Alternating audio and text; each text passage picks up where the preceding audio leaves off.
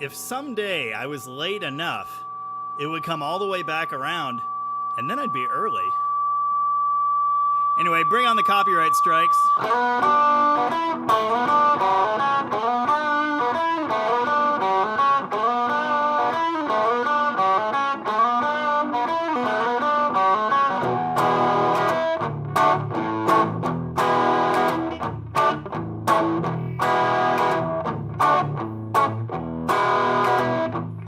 Well, I told you once and I told you twice,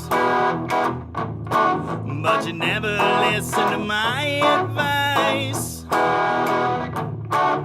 You don't try very hard to please me.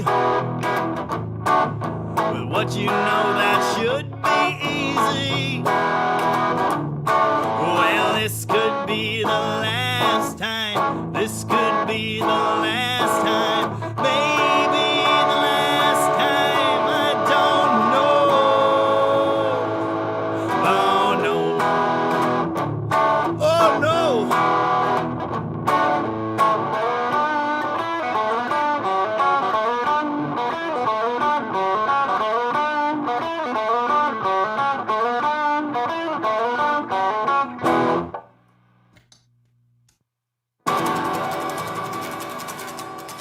Two bamps.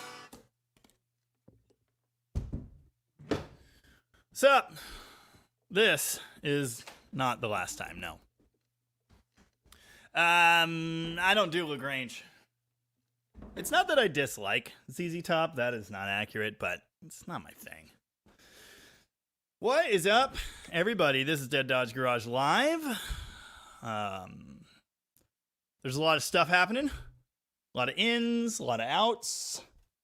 Everything is ever so slightly wrong. That seems to be a recurring theme. Hopefully the audio is good this week. With any luck. I'm just going to stop touching stuff. And my browser's messed up again, so I can't see the bottom comment. It's an ongoing problem. Anyway, howdy and welcome. Thanks for being here. I was late because I was hard at work making you more videos. So, you know, you're welcome.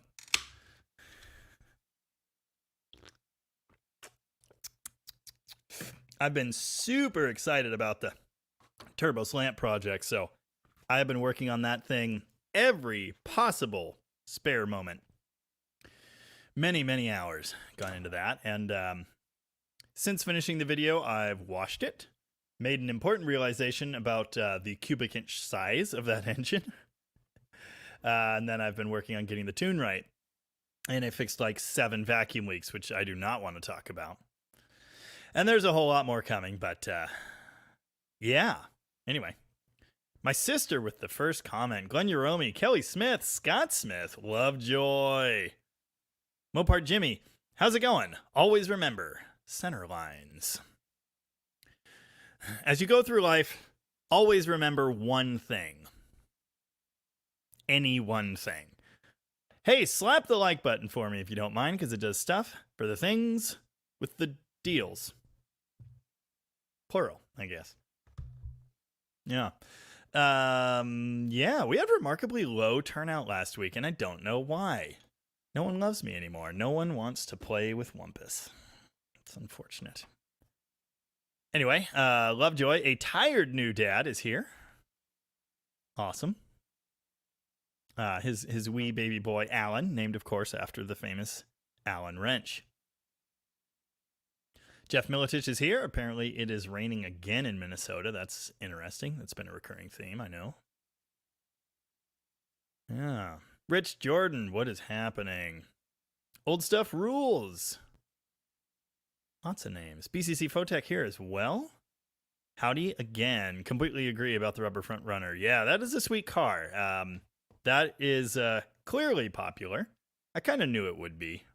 Sometimes you just know, and then sometimes you're wrong, but that's okay. That video's got about, it's just over 8,000 views, so it's number 2 out of the last 10. Not bad.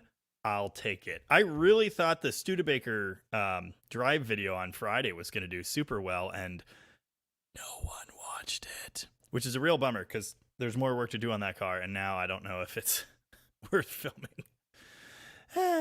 Good times. The first one did pretty well, and I didn't even do anything in that video. Obviously, the whole EFI Turbo Valiant thing also quite popular, which is good because there's going to be a whole lot more coming on that. Tony Sears, how you doing? Brad's Restorations is here. 69 Coronet 500, hi from Florida. Yeah. Lovejoy's also tired because he mowed the lawn. Nice. David Biznett is here and says, great videos this week. Rocket Tom as well. Good stuff. Yeah, Tom had some good videos this week. And I thought I did too, although again, the Studebaker video, the turnout for that one was a little disappointing. Alan Perryman is here. How's it going, Alan? Do I have... hang on. I actually have my laptop for emails, so if anyone emails me during the stream, I might be able to see it for once.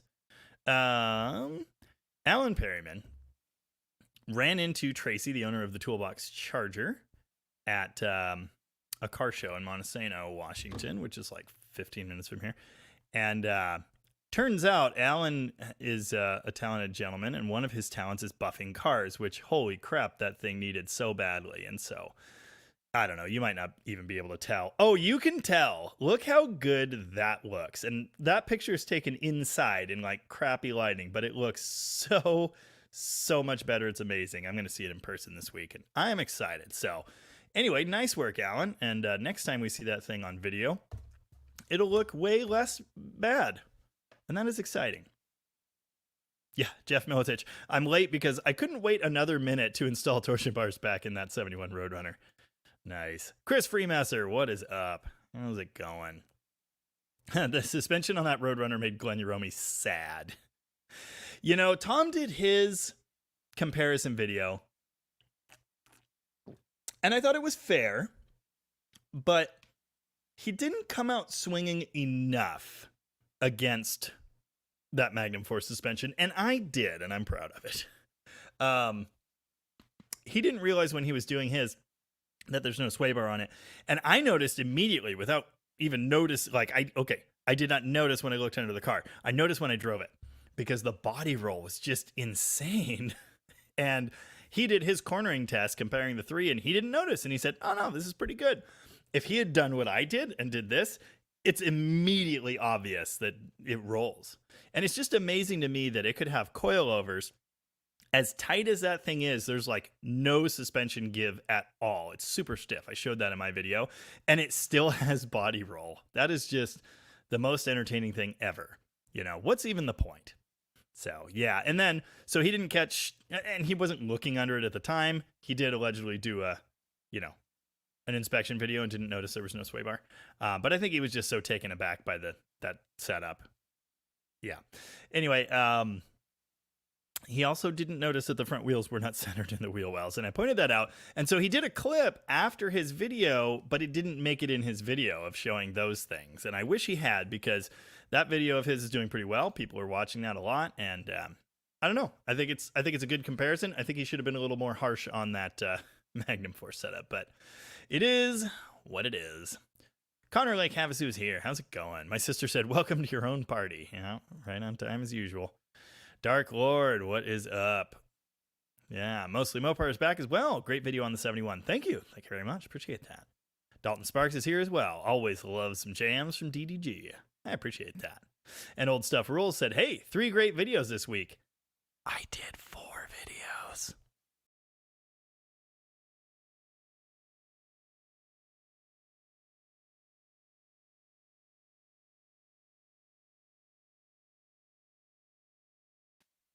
I'm going to pry those buttons off. That's what's going to happen. I'm going to pry them off. It's a problem. It's just stupid. Anyway, howdy to everybody dropping in. I'll get to your comments in a minute here.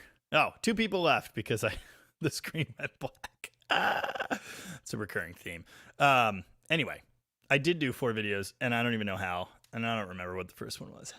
What was my Wednesday video? Didn't I do 4? I'm pretty sure I did 4. I don't even remember who I am or where I am at this point, but I think I did 4. Anyway, thank you, Old Stuff Rules. I appreciate that. Jimmy Babs, what is happening? Granddad's Junk, how you doing? 38 POS Racing was, well, maybe early. You commented that at 6:11. I was on for 2 minutes at that point. Anyway, Outlaw Andy loves the EFI slant noises and the Roadrunner noises. Nice. And I've been working hard on the EFI slant thing. I fixed a bunch of vacuum leaks, and now it's super rich. I might need to put smaller injectors in it, which is actually not all that surprising, but it is hilarious to me. Yeah, the AC hose routing is really bad. We are not going to get rid of that setup, but we are going to flip the condenser the correct direction and then replace all the hoses and get everything routed all nice, and it'll be way less bad. Peter Dollery says, howdy, Jamie. Enjoyed Boat and Roadrunner. That was my Wednesday video, the boat. And actually, I figured that would be like the worst video of all time, and it's not. The second Studebaker video. Actually, my brother's second road trip video, that did quite poorly. I'm not even really, well, I mean, I guess I kind of know why. The first one did pretty well, all things considered. Second episode, not so much. Less drama, you know. But yeah, the boat video did better than that. There is a 4-speed Duster in a local junkyard. It's super, super, super rough, and the front section of it's like cut off, but it still has pedals. And I really need to go get those. They're going to crush it tomorrow. Might have to show up there bright and early, but anyway. Yeah. Thanks again, Peter. Appreciate that. Don't mind me multitasking. Rooster, what is happening? How's it going? Frankly Speaking wants to know, hey, Jamie, I want to know if you can tell me about the Commando 273 intake. Is it a single plane? I've never had a stock one. I have the other one, the L4D4B. That's my video. Apparently, if you search for Commando 273, my video comes up. My memory says it is, but that isn't. That's the 273 Power Pack. That is dual plane. That is single plane. There it is. That's a correct. Yeah, all these other ones have the D4B, and that includes mine. But yeah, that is a Commando engine, a correct original one. It is a single plane. I thought it was. I just didn't want to say that before I confirmed it with a picture. Most of these pictures suck. That one's single plane. Yeah. Yeah. But then that's it. Well, that is too. They just painted it silver for fun. That's cool. Anyway. Yep. The factory piece is a single plane 4-barrel manifold. The D4B is a dual plane. The ancestor of the Performer manifold. Oh yeah, Bill Johnson is here as well. Good evening. And thanks for the assistance, Bill says. You bet. I'm liking this. That is a good look. I do like those. Peter Dollery says Turbo Slant was good too. Thank you. Appreciate that. Low turnout due to not enough ZZ Top. All right.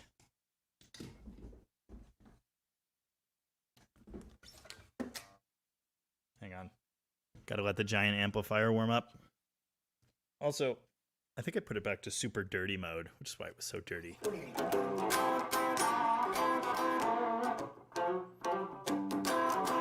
Guitar's out of tune again.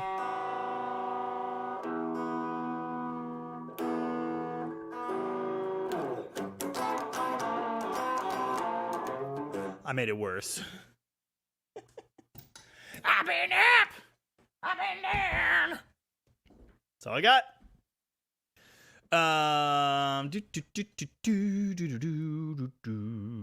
Rooster wants to know. Oh, Rooster says the Roadrunner video is amazing and I loved it. If your 150 speedo is straight down, how fast was I going? I don't know. Is your speedo gear correct? Probably pretty fast. Nice. Nice. Nick Durkins is here and says, note to self, buy corn dogs. Nick sent me a video today, which I will share with you because it's awesome. He sent me 2 pictures. The first one was this. All right. The second one was this. I like where this is going. But then the comment was, I took the corn dog challenge. And I was like, but that's not a corn dog. Anyway, let's see if I can find a good selection here. Oh, look at this. It's a 4-speed. Oh, it's got to rub it in. It's pretty messed up. Okay, so we've got a 4-speed charger. We've got a field. I apologize for the audio. I fixed the noise canceling thingy. What's that horrible noise? You might want to check that out. Hang on. There's got to be a... Sorry, I don't know where everything is at in this video. Oh, here we go. Here we go. Here we go. Here we go. Oh, yeah. Eating the hot dog behind the wheel in a Dead Dodge garage hat. Absolute gold. Nick, you get a gold star. Cypher F. What's happening? Chris Freemaster did watch the studio video and says that 49 is neat. Lovejoy watched it as well. Randall Munson, everyone's watching Tony right now. Yes, I know. Yeah, our lives overlap, but still there's there are usually more people here before he gets out. And then after he gets out, you know, usually I think 20 to 30 people hop over here. And last week, for whatever reason, the number was low. So I don't know what the deal is. It's all good. I just find it interesting. There's probably some crazy world event happening. Snowmike VX is here and says, DDG, hello. I'm listening while building an LSD for my 2014 Charger 426 swap. Nice. Awesome. Welcome. Glad you could make it. Full Garage is here from Southwest Virginia. Hope everyone had a great weekend. I did. I worked on the Valiant. Cleaned around the house some. Cleaned the pool. Went to the store. Didn't do much, which is weird. Brad's Restoration says, thank you for continuing to put out quality videos. I know it's time consuming. Yes, well, you're very welcome, Brad. And yes, it is. It's a full-time job. And I felt like I was kind of slacking for a couple weeks there, but then I remembered like the pace at which I've been getting stuff out for the last many months is insane. And it's probably okay to take a break every now and again. So I did. I don't feel bad about it, but I'm back to churning them out. And I've got so much more coming. So there you go. I can tell you I was actually contacted by a well-known name in the diesel aftermarket community about potentially donating a turbo out of their free pile, which is the thing they have. So that's cool. The one thing is, I don't know, especially with this revelation about the engine that I have, I'm not sure how big of a turbo I want. Not terribly big, probably. But it sounded like they had HX35s. That's the stock 24-valve turbo, I think. And that's what I was going to use initially. So maybe I just get one of those. I like the idea. Anyway. Jeff Militich and Bill Johnson watched the Studebaker video. Nice. Bill says it was great. People are missing out. I totally agree. I really, really think it's a good video. Having Dave here was awesome. Dave brought his Studebaker, so then we had two Studebakers. That's twice the Studebaker for your money. Or for your advertising dollar, anyway. But, you know, I mean, it's not the channel thing, and I did just do a video on it, so maybe it's that. I don't know. Mo Pickups is here from Central Cali. How you doing there? Nice. Dave LA is here from Minnesota, working on my other 5.9, the 5.9 Limited Grand Cherokee. Nice. Getting ready for Moab and listening to DDG. Good times. Awesome. Glad you could make it. Nice. Mopar Jimmy says the 71 video today from Tom and from you were great. And also the Turbo 6 was a good one. Yeah, I think so. I'm excited about that. Many people are. Glad to have finally started on it. It's only been a year and 3 months since I put out the first video. Yeah.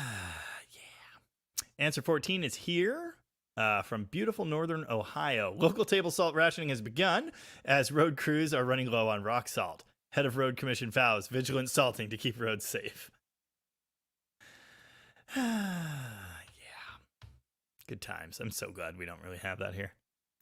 Diecast Dream Customs. Vic is here and says, hey, Jamie, hope you're well. Stone Soup will be headed to Nebraska late this week. You should be getting a package soon.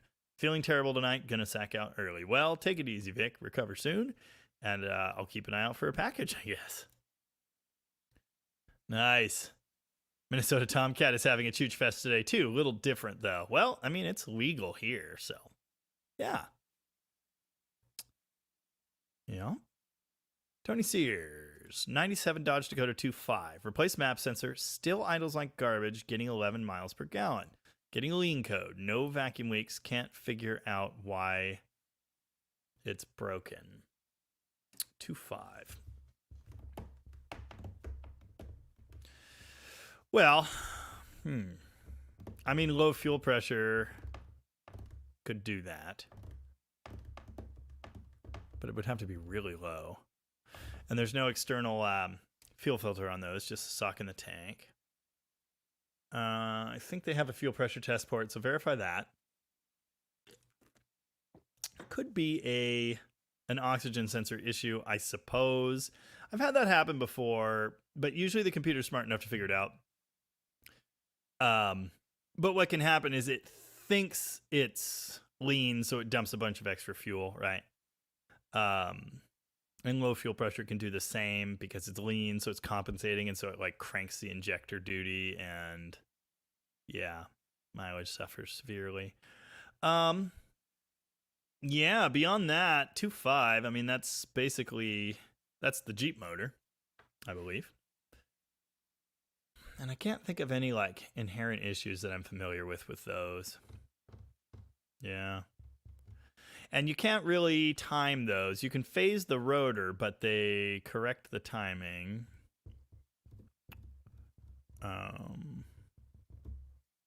Yeah. Yeah, I don't know. Fuel pressure, oxygen sensor, and whatever the other thing I said are worth looking into. Nick Dirkitz wants to see Garbage Can Cuda versus Jed Scott's Barely Cuda. Well, I could see that. Rocket Tom is here. I believe he's driving back from Eastern Washington or something. How's it going? No, have no fear. The Dougster is here for the Choochfest. Nice. Nice. I am way behind on comments. I'll just tell you that right now. Yes, Tom went over and picked up a Tin Grill crew cab. He's dragging that back right now. What is that? What was that? I like it. Steven Andrews, how you doing? Oh, that's funny. Dougster went on a 350-mile motorcycle ride yesterday. Great weather and great ride. Summer in Michigan is awesome. Nice. Summer over here is nice when it's nice, but when it's not nice, it's not so nice. Yesterday, the weather was quite beautiful, except for all of the smoke. Excuse me. The color of the sky is a little off right now. Good times. Oh, my sisters. You did 4, but clearly he only liked 3. How you doing, Ray? Classic dude Mike here as well. How you doing? Yeah, boat, Studi, Slant video, then the Roadrunner. Yep, Scott Smith got it. Yep. And Jeff Militich. Yes, I forgot about the boat. That was awesome. And like I said, again, it didn't do well because it's a boat, but it did better than I expected. It's one of those things where I'm doing this anyway, so I'm going to make a video, and I thought I had a good premise for a video, and then it turned out I didn't. Yeah. 38 POS Racing wants to know, Jamie, how do you find time to edit with all you do? So my editing happens usually on days I'm not at Rocket. So that's basically Friday, Saturday, Sunday mornings. I wake up, I sit down to the laptop, I edit, I drink my morning coffee. And especially on the weekends, I get up usually... I slept until almost 10 today. Today's video was like done 3 days ago, which is weird because I had some extra time, but I still didn't get it out until the afternoon, which is hilarious. Yeah. But I get up usually on my lazy weekend days, 7:30 or 8, and then I sit down at the kitchen table. I edit for an hour and a half, 2 hours with my morning coffee, and then I make breakfast. And so that's like my weekend regimen now. And Friday mornings, same thing before I go out to the shop. So recently I've not been getting out to the shop till like 10 or 10:30 because I'm in here editing. So yeah, sometimes I do it in the evenings. It just kind of all depends. We do like to, my wife and I do like to hang out and like watch television and stuff, and like see each other from time to time. But occasionally I will edit during an evening or during other times when I should be doing productive work. So, yeah, I just fit it in, and it is a lot of work. I mean, it's hours, just the editing. It's not a full-time job, but figure the screen time that you see, it's going to take me double that or more, 2 to 3 times, I would say, to edit it. So, yeah. Yeah. Oh, Huffy Turns a Wrench is just learning this YouTube live thing. Apparently, it's a Sunday thing. It is here and over on Tony's channel, I can tell you that. Yeah. Yeah. That boat bounced back well and quickly. Things looked bad. Dude, I couldn't get it to turn. I thought I was totally screwed. And then I got it to just budge from the flex plate, but it's still like, oh, it seemed all gritty and not good. And it turns out it was fine. It's good times. I won't get off so easy next time, I'm sure. Nice. Flaco the Skinny Kid is back with us and says, hey, from PA. Hope everyone's doing well. As to Jamie, just boost it. Let the rest figure it out. I'm on it. Yeah. Greg White is here. Thanks for joining. And says 105 in the room. It's 121 now, and I do thank you for that. And only 58 likes. I guarantee you it's more than that. It really all depends on when you joined. So, yeah. Wow. Tony's still on, and it's like spooky dark there already. Interesting. Anyway. Yeah. Crashes Roadrunner Garage is here and says, love the 71 Roadrunner videos. Yeah, I bet you do. Just say no to Magnum Force. What are your thoughts on QA1 setup that keeps the torsion bars? I didn't want to throw them under the bus in this video, and I don't know why, so I didn't mention them by name. But the tubular K member that I referred to, or cross member, it's not really a K anymore, well, kind of, that I referred to in today's video that was the type that keeps the stock suspension and the stock gearbox and flexed super bad, it was a QA1. So my thoughts are, no, keep the stock one. And, it's not like they were amazing builds either. You might want to touch up the welds. That's a common mod. It's a good idea. But yeah, I would do that. I would not get the QA1. I just don't like it. Frank Lee speaking wants an LD4B. Now, LD4B is the later one. D4B is the early 273 manifold. You were talking about 273 Commando, right? Wasn't that you, or was that someone else? It was so long ago in the comments, I can't even find it now. Anyway, yeah, LD4B. I have one on my Demon right now. Yeah. Yeah. Anyway, I don't have one to sell, and I don't know anyone that does. Glenn Uromi finally got the car running. Great, but I think my clutch just went out. That's terrible. Ray says, I love that slant. You're going to love it even more when you find out that it's not a 225. Yeah. Oh, Bill Johnson, glad you like the Steelies, but they're already gone. Alas.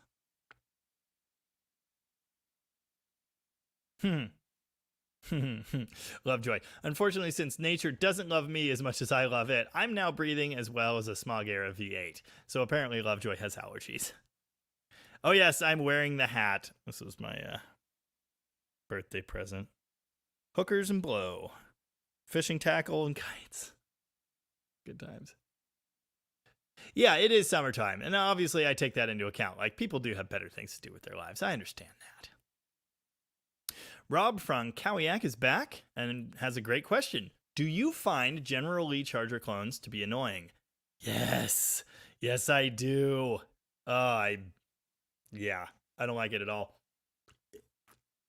When I did my Ratty 69 Charger video, which I still haven't touched, by the way, I said the first person that says it needs to be a General Lee clone in the comments gets banned. Of course, a few people did it. I mean, that was a prompt for comments. Obviously, comments are a good thing. Anyway, it's kind of funny. Yeah, I'm not at all in support of that. I think there are enough General Lees in the world, and I don't want that at all. Make my 69 Charger B5 blue, please. Ooh, while I'm showing Hot Wheels, I got to show you this. I found this at Walmart yesterday. It's Sprite branded, which is like, whatever. But that is a D300 ramp truck. Now, of course, that is a full ramp, which I did consider for my design, but I decided having the flatbed was a really good idea, so that's what I did. And I don't have that many toolboxes, obviously, and I don't have the tire racky thingy at the front with the tall cabinets. And of course, that's 74, and mine is the newer style, but eventually it will look very much like that. Won't say Sprite on it, though. Nice. Yeah, that's my favorite grill right there. That's the one I'm most likely to put on mine. And then, of course, there is also a Challenger funny car, which is cool.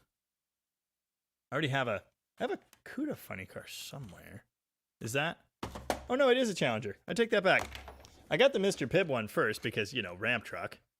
And that's cool. But the D series has me a lot more excited because I own one, and that's cool. Oh, Rooster says, according to Minnesota State Patrol, 171 miles an hour. I let off and got a ticket for 147. Wow. 440 with dual quads and 355 gears. I'll be damned. And a 4-speed. Nice. P38 Chris is here and says, I enjoyed the stewed video. I've always thought a turbo slant would be cool. Glad we get to see yours happen. Yeah, I've been really excited about that idea for a long time. It's just the stars haven't aligned. I've had most of the setup. I don't have a turbo now, but I'm working on that. And yeah, I just needed the right car, and I picked this as the right car 3-4 months ago and only just got home. So yeah, here we go. Anyway, I'm excited. And I'm glad you are too. Oh yeah, Jeff Militich says 36.9 subs. When I watched the Roadrunner video, there were 36.8. Oh yeah, it's all happening. I'm going to hit 37,000. I'm going to give it, yeah, probably not tomorrow, probably the day after tomorrow. I'll hit 37. Yeah, we're not hitting 50 this summer. There was a time at which that looked possible, but it slowed down a lot, which is okay. I'm fine with that. I'm still pretty #blessed to have what I have, so yeah. There you go. Dan Mafia is here. Better late than never. How you doing, Dan? And Avon is here also. Hey, howdy. Hi. How you doing? Nice.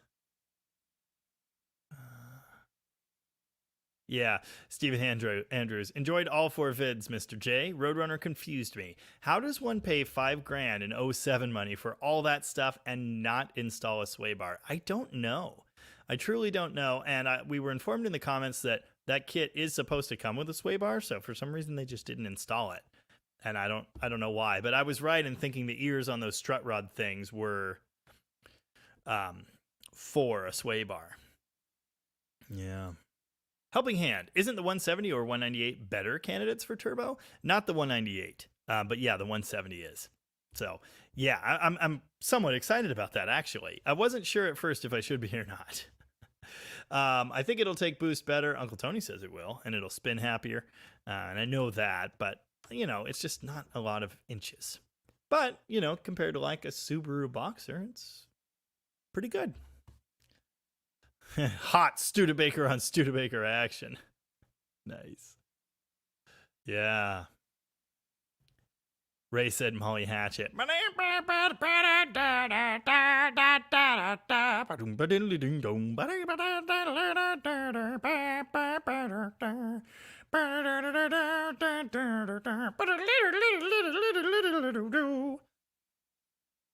Braz Restorations. For barrel intake, how did you decide on the best placement?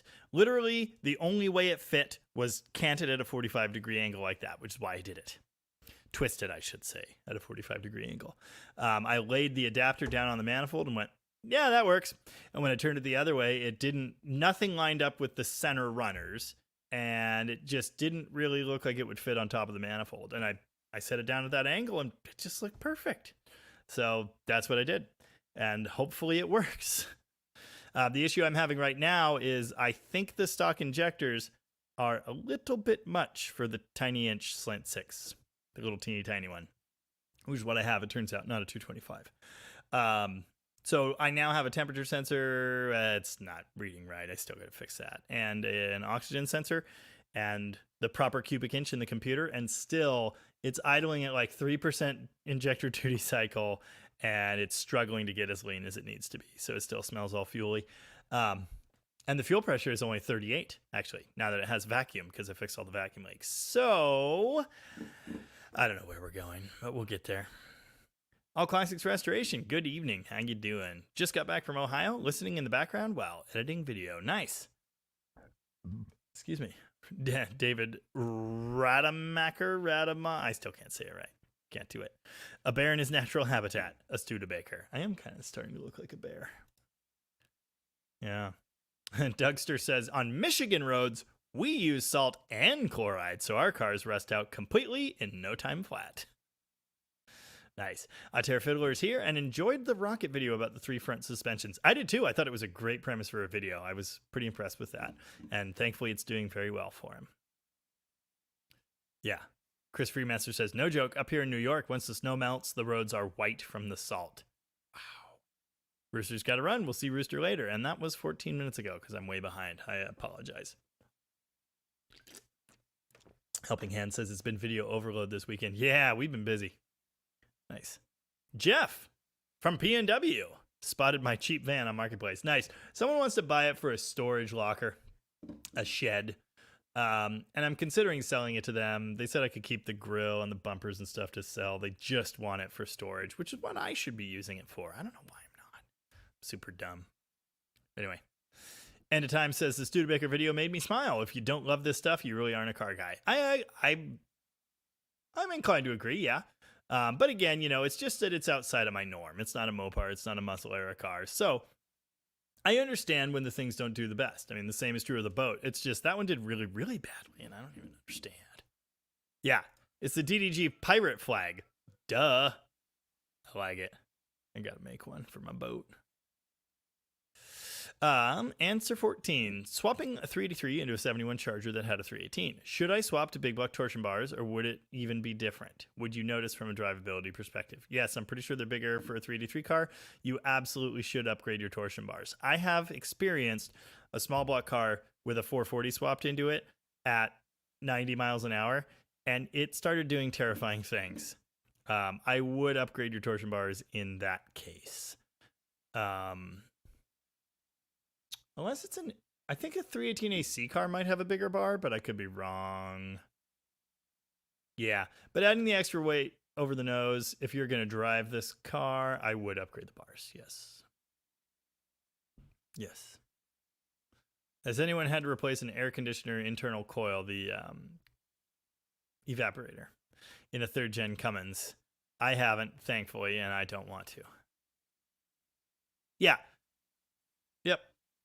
And Terra Fiddler with a great answer for answer 14. I would swap thicker than the big block torsion bars, and that's absolutely correct. Unless you have factory big block ones laying around, you know, that's fine. If I were going to do it, I would also be looking for a bigger bar. Something in the inch neighborhood would probably be a fine idea. And cars with those bars tend to ride just fine. I've never really noticed them being negatively impacted, and it helps the handling even more. So, yeah. Keith Calitri is here and says, loved the Turbo Slant video. Can't wait to see more on that car. Awesome. Yeah. I'm excited to do it. Yeah. Michael Furlan is here as well. How's it going, Mike? Says, hi, Jamie. Any update on Mopar Collector's Guide issue date? Yes. I thought I showed this last week, but maybe I didn't. Let's see if I can find it. Oh, so much has happened since last week. Oh, I know how to find it. Evan sent it to me. Where's Evan? There's Evan. Wait for it. Wait for it. Okay, here it is. Coming in the next issue. So that should be, I think their September issue is already out, so I think it's their October issue. So, yeah. So it should be the next issue that people get. I should be on the cover.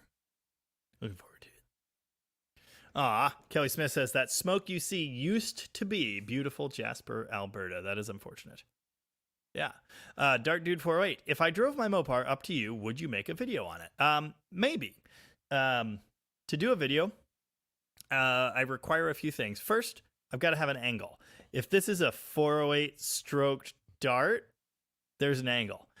Second, I really am not good at making videos with people standing around. Unless they're like my very good friends. And no offense. I mean, no offense. But if we've never met or hung out or anything, I'm not going to want to do a video with you standing around with your car. So you'd have to leave it with me for a time. Half a day or something. Especially if it needs like any tuning or any little tweaks or anything. Because then I have something to do. Even better. But But yeah, if it's a cool car and you're willing to bring it to me and leave it with me for a few hours, I would make a video. Javi Turns a Wrench wants to know, what software do you use to edit? I'd like to start putting up longer videos. Everything I do is in iMovie. I film everything with an iPhone, except I do get some shots with a GoPro. I used to edit on the iPhone itself, which worked fine until I got to the point of doing 300 clip videos, like yesterday's.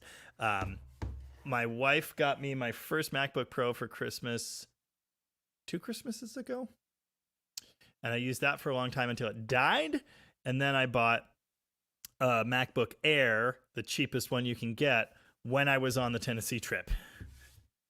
So now I'm using that. And I missed the Pro because it had the touch bar thing, which made it easier. But anyway, iMovie. I do everything in iMovie. I do all my filming, because Altair Fiddler was curious as well. All of my filming is now an iPhone 15 Pro Max, I think. Yesterday's Valiant video was interesting because I filmed the first section in March on my old iPhone. So you could hear from the intro I did, which was 2 days ago, to March on my old iPhone, and then back to the new iPhone. And the difference in sound is insane. I don't know what was wrong with that phone. I had cleaned out the mics multiple times, but it was really bad. But yeah, it's all iPhone. It looks really good. I'm not shooting in 4K. I'm only shooting in 1080p, 30 FPS. It could look way better, but I don't care for what I do. The only video I ever did in 4K was the corn dog car chase, and it looked great, but that was also my old phone. The new camera is way, way better. No question. And the mics as well. So yeah, it's all iPhone all the time, except for the GoPro. And honestly, I really don't use it very much. Jim Gillikin said on that 97 Dakota, check your PCV valve. And I almost said something about PCV valve because my buddy Byron with a 4-liter Jeep is having weird PCV valve issues, but it doesn't have any codes. Well, it also doesn't have a check engine light, so how would he ever know? Anyway. Nice. Classic Dude Mike, just got a bitchin' e-bike. I've yet to take it off any sweet jumps. Damn it. Girls like guys with great skills. I don't have any great skills. Anyway. Keith Calitri has been a Ford guy for a long time. Yeah, he's got like Fox bodies that do wheelies, I think. But these Mopars are growing on me. I love Tom's dad's car. Yeah, that thing is sweet. It's got a great look to it. No Clue Garage is here. What is happening? I'm doing great. How are you? Happy Sunday. Ray says, I never owned a Mopar. My dad was born in a junkyard? I don't know. Kenny Whidden says the audio is very low. Unfortunately, I can't really do anything but yell in the microphone. I think it's as loud as it can be. Hello? Hello? I'm there. That's as loud as it can be. Okay, well, maybe it's better now. I don't know. No one else said anything. Maybe it's too loud. If I'm now too loud, I apologize. I turned it down a bit because last week when I was singing, it peaked like crazy. I have a very loud voice. Anyway, hopefully it's not too loud. If it is, I apologize. And if you haven't been able to hear me for the last 45 minutes, I also apologize. Nice. Yes, it is, in fact, a 170 Slant 6.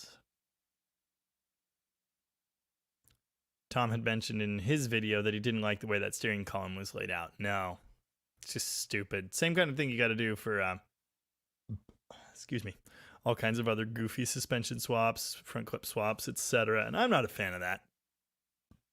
Ugh. Answer 14 with the question. I have encountered a number of Dusters that had factory 3 on the tree, but have also seen many 3 on the floor. Did the car have to be ordered to get 3 on the floor versus tree? I think it depends on the model. Yeah, I think, God, I got to think about that. I'm pretty sure, okay, for example, a Duster 340 3-speed, I'm pretty sure those are all on the floor. I don't think there were ever any column shifted 340 3-speeds, but I think in the others you could get either. Yeah. I don't actually know. I've never had to think about that before, but I'm pretty sure that is the case. I'm pretty sure in a base duster, it's on the tree. I'm pretty sure a Duster 340, it's going to be on the floor.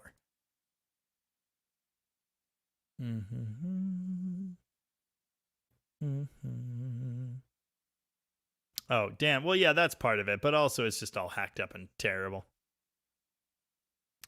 Melvin D, any suggestions for replacement heads on a 64-273? I'm thinking about getting the commando pistons from Eggy. No, save your original heads. That's what you want. Do a cleanup job on them. And if you're doing a cam, do good springs and leave them alone. I mean, they're already just about as good as you could have, unless you're doing some crazy all-out high RPM build. And I am, and I'm still keeping those heads. So, yeah, I wouldn't throw those away. Dougster is headed to bed. Dougster out. See you later. Good luck. Dougster, fear will return. 38 POS racing. Nice. Oh, Ray says, I'm going to get to 50K because he's been doing his part. Nice. Appreciate that. Glenn Uromi is very glad to have subscribed before 15K. Great job, man. Thank you, Glenn. Appreciate that. Oh, Rochester Carburetor. Wrong channel. Mopar used Rochesters as original equipment starting in the 80s, so yeah. Mike Brunello says I should put a 383 in my boat. I actually have all of the marine parts for a big block Mopar. I even have the backwards cam. But no. If I did anything, someone suggested Magnum swapping it, and I actually like that idea quite a bit. I'd have to get the good intake on it, though, for the high RPM performance. That Volvo Penta, that Chevy engine maxes out at like 4,800 RPM, that's just not enough. Anyway, Mark M is a bit late. It was prime rib night at the local watering hole. Took the Cornet for a ride. That Cornet. Nice. Also jealous. Brent Nixon says, thanks for all the valuable information. You've helped me lots. Happy to do it, Brent. Thanks for dropping in. Bill Johnson says 170 cubic inch should be enough. 2.7 liters. What size are the injectors you have? I don't know. Whatever ones ship in the Atomic EFI. It says in the instructions they're a commonly available injector, and those should be fine up to 500 horsepower or something, depending on engine size. I'm sure I could find smaller ones and I might have to, but then the other issue is under boost. What are its fueling requirements then? And so I'm going to be doing a little bit of a dance there. End of Time says V8 standard cars are only made for the cool people. Automatics are for posers. I said I was going to put a stick in the Valiant. A couple people took issue with that, which I find surprising. But then I realized, it's a whole lot easier to spool the turb ski with an automatic. So maybe I want to keep the automatic. Nice. Junkyard D is here. It says, hey, Jamie, working on a 62 Lancer. Runs like dog poop and is a little rusty. What should I do with this thing? You know what you should do? Send it to the next guy. Tracy is here, the owner of said Toolbox Charger, and says, I have experience. Is your lift busy tomorrow? No, it's available. It is available. Better bring breakfast. In Minnesota, rocker panels are optional after one winter. Yeah. Nice. Don't go to Detroit and pick up chicks. They fall right through the floor. That was Ray. How about RMS, Riley Motorsports suspension systems from Bill Riley? Picked up a Scamp with his Alter K shin system on it. I'm hoping to make a big block street weapon out of it. I have no experience. I've heard they're good. I don't know. But till the day I die, I will continue to sing the virtues of torsion bars. Upgrade the torsion bars, upgrade the sway bar, put factory disc brakes on it, offset bushings, get the alignment specs right, and maybe a rear sway bar and subframe connectors if you're feeling really spicy, and you're going to have a great car. I don't want the aftermarket crap. Torsion bars make Mopars great. That's what I want. Having said that, I have read good things about the altercation setup. I've never experienced it. I may someday, but until then, I don't know. Daryl from Detroit is here. How's it going, Daryl? Stomach VX says, DDG, I'm still learning old school timing. You use the vacuum advance to help idle with base timing, then mechanical advance under load for total. What about mechanical and vacuum combined at cruise? Yeah, when you combine those two numbers, you're going to get a ridiculous number. Don't worry about that. But yeah, you're going to see like 50. It depends. Well, it depends. Now, I was going to say 45 or maybe even a little higher. It just depends. Yeah, you don't do that calculation for power.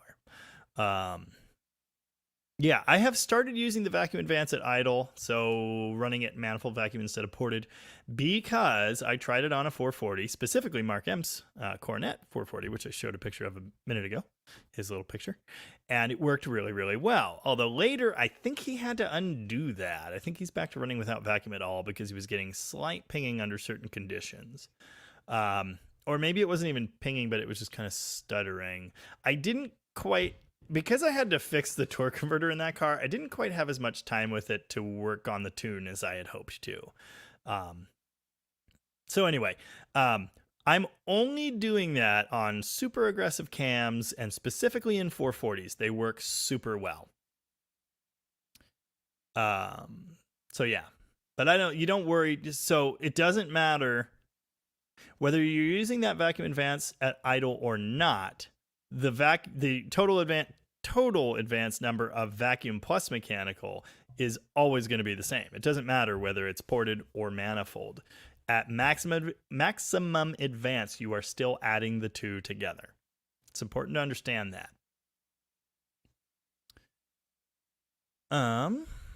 Junkyard digs. Maybe Jamie has an idea about that pop through the intake. Well, maybe. I was thinking broken spring. But then Junkyard Necromancer went in there, checked them all, cleaned everything, and so I don't know. Classic Dude Mike says, if you don't winterize your boat this fall, I will torment you until you do. Nice.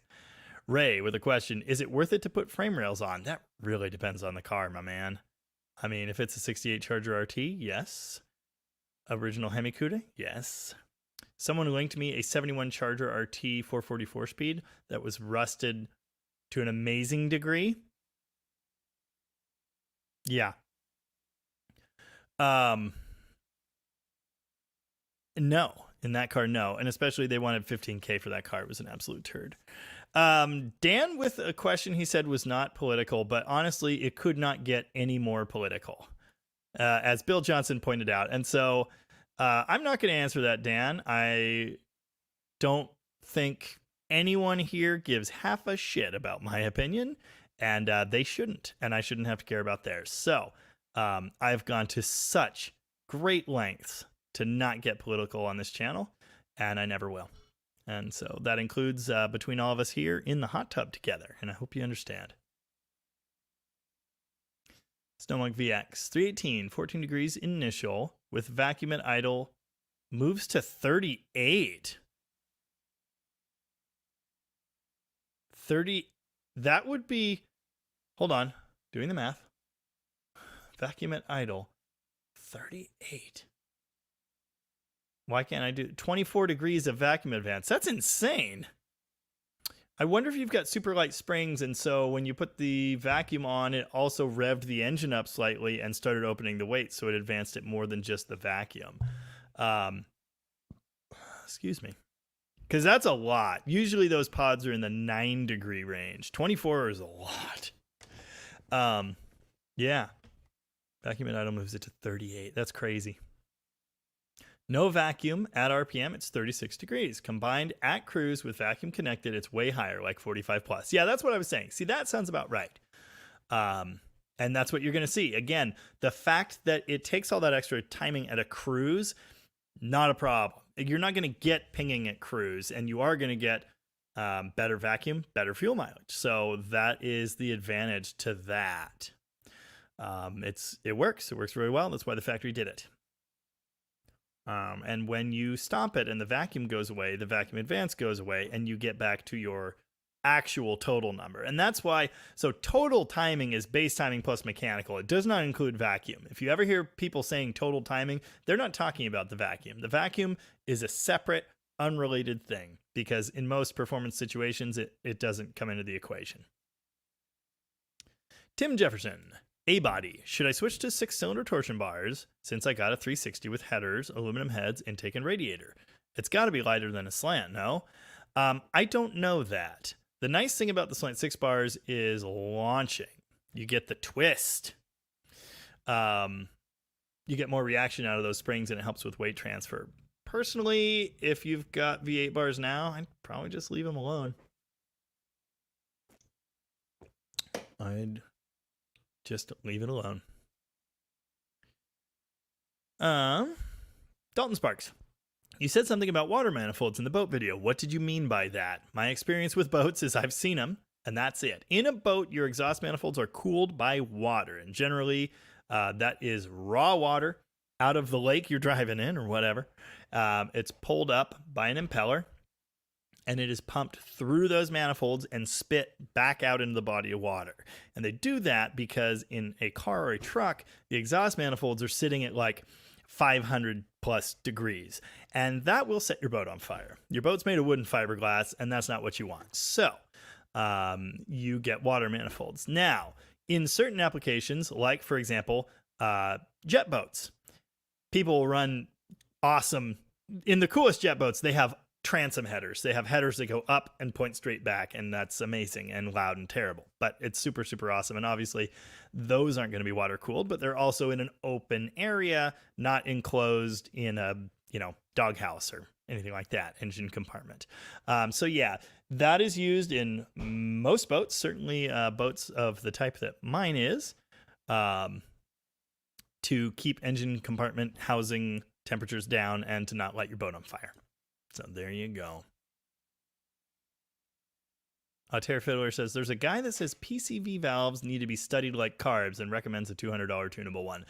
I know there's a lot more to the PCV valve than RIP earbud users. My sister's deaf now. There's a lot more to the PCV valve than meets the eye. I know there are different ones that do different stuff, but yeah, I don't know the first thing about them just yet. No, I understand, Dan. It's all good, but yeah, I mean, there's a way to figure out the national split between those groups of people if you want to do that. There are plenty of like surveys and things out there, but as far as among our group, it's heavily tilted one way, I can tell you that. And that's all I'm going to say.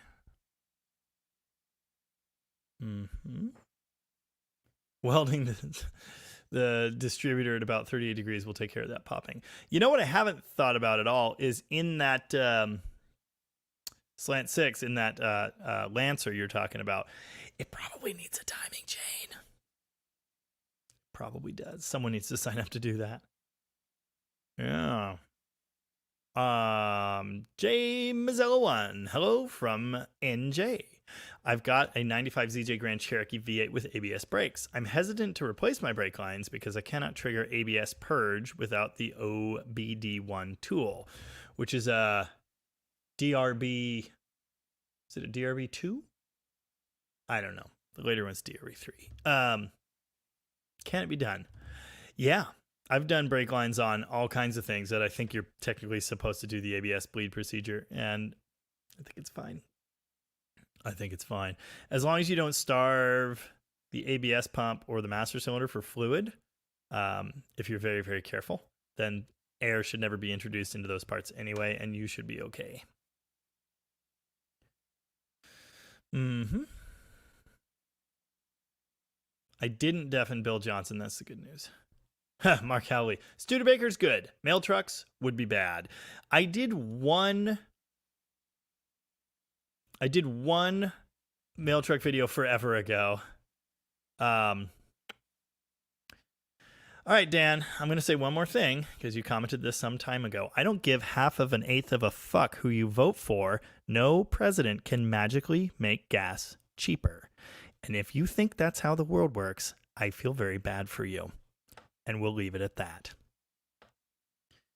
I did one mail truck video forever ago, and I almost put out a second one. And then I thought, you know what? This is stupid. I'm not going to do that. And I deleted it. And I don't have any regrets. Chris Freemaster with a question. Does anybody do 5-speed upgrades to classic Mopars to make them better daily drivers? Yeah, I think that's the main reason for doing a 5-speed swap in a Mopar, actually. Me, I like my 4-speed. I briefly considered putting a TKX in the Demon, but it was a very, very brief thought, and I'm glad I didn't think about it anymore. And Dan, UTG, that would be the Uncle Tony. Leyland Sanchez, what is happening? Make clutch pedals great again. Floor panels are optional. Clutch pedals are mandatory, I believe was the shirt we never made. Classic Dude Mike says a little reverb on the live feed would be fun. I should do that. Mopar took decades to make a fully synchronized 3-speed. And when they finally did, yeah. Someone commented this. Sorry, Evan Law just texted me and reminded me. And I was supposed to tell someone, the Stone Soup Slant may need a PCV valve to make that carburetor that's now on it happy instead of the crappy broken downdraft tube.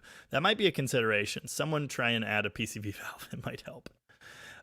Anyway, Altair Fiddler with the comment, Mopar took decades to make a fully synchronized 3-speed, and when they finally did, they made it standard on the Roadrunner. A downgrade. Yep. Fully Auto is here with a purple Duster. Nice. Any tips on installing a windshield on my 74 Duster? I've never installed one.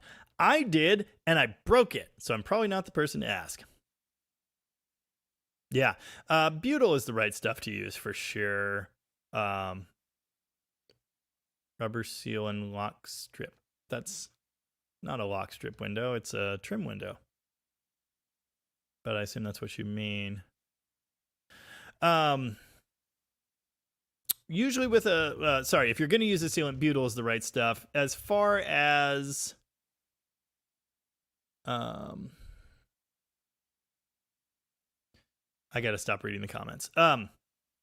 As far as... whether you need to use sealant with a rubber seal or not, probably yeah, but I don't. Leland Sanchez's 73-318 Gold Duster came with a 3-speed manual on the floor. Yeah, I had a 73 Dart Sport Slant 6 with a 3-speed on the floor. It was awesome. My Volare had a 3-speed on the floor, but you could still have 3 on the tree. As far as Dusters and Dart Sports, I can't think of ever having seen one, but I had a 74 Dart Sedan with a 3 on the tree, so yeah. Robert Lee says Chrysler Marine sold 446 packs in their boats. Nice. Wow. Answer 14 with a question. Hey, Jamie, do you think drilling out small bolt pattern 8 3/4 axles to big bolt weakens them to the point they could break? I don't think so. And Blake, who I got my slicks from, he has... Was that him? Yeah. He had axle shafts that were drilled for both patterns. Didn't he? Oh, no, he had the big studs. Never mind.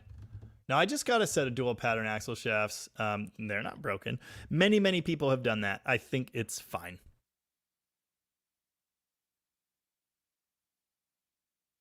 Yeah.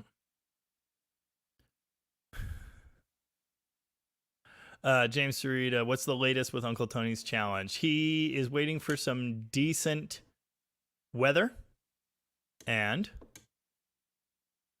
we'll get back to the track, and then we'll find out. And he's feeling very confident.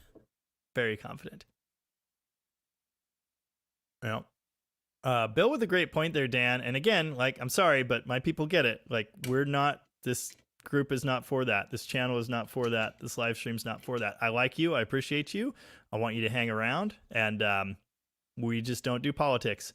Our entire fucking lives are full of political bullshit. And I hate it. I hate all of it. And we don't have to have that here. In fact, I insist we have to not have it here. This is my world. And again, I want you in it. So that's the last thing I'm going to say. Rooster said they did not do 446 packs in boats. And he is kind of up on that stuff. I'm not familiar enough at all. So there you go. Mopar 73 Duster with a great question. Jamie, how can you tell the vacuum advance is going bad? Two ways. You can use a vacuum tester thingy. You can pump vacuum into it and see if it holds. And you can take the cap off and watch the mechanism if it makes you feel warm and fuzzy. Or you can use your mouth, and that's what I usually do. Excuse me. But if it will not hold suction either from your face or from a vacuum tester, then it is bad. And it is so common for them to be bad. I see it all the time. I've gotten in the habit of testing every single one. Before I pump vacuum to the one on the 71 Roadrunner, I tested it, and it was actually good. I was somewhat surprised. Yep, Terra Fiddler with that same answer in the comments. Yeah, Steve Hovey is here. How's it going? Jamie, what up? Normal stuff. Will you be doing some head and porting work to help the airflow on that 225 for boost? As you know, 225s top out around 300 to 400 CFM of airflow. Yeah, the Slant 6 head is terrible. That's kind of the whole thing. Also, it turns out to be a 170, so that's interesting. I am not going to do a thing yet. Eventually, that will change. But, yeah. Seriously, Dan, I'm not saying another thing. But my sister owns the ban button. Just saying. Josh Homan says, good to be here. Uncle Tony Raiders about to come over. Well, if they're getting here, welcome aboard. I'm not saying it. Donnie is still in the land of cheese, but he's headed back south tomorrow. Nice. Nice. You are late. Yeah, it's unfortunate. Yeah. Altair Fiddler. Now, this depends. This does depend. Altair Fiddler says, I think you have to reduce the sensitivity of the vacuum advance to use it straight from the carb. It really does depend. Well, now, yeah, you might have misunderstood what I was saying, but if you've got enough vacuum at idle, it will work, and if you don't, it won't. And that is a good point, and you can adjust that. Absolutely. Yeah. There you go. Yeah, awesome. Oh, Snowmike, you bet. Happy to help. Still working through and learning timing. Yeah, there's a lot to it, and it took me a long time to really get a grip on it. You know what I mean? But once I got it, I got it. Yeah.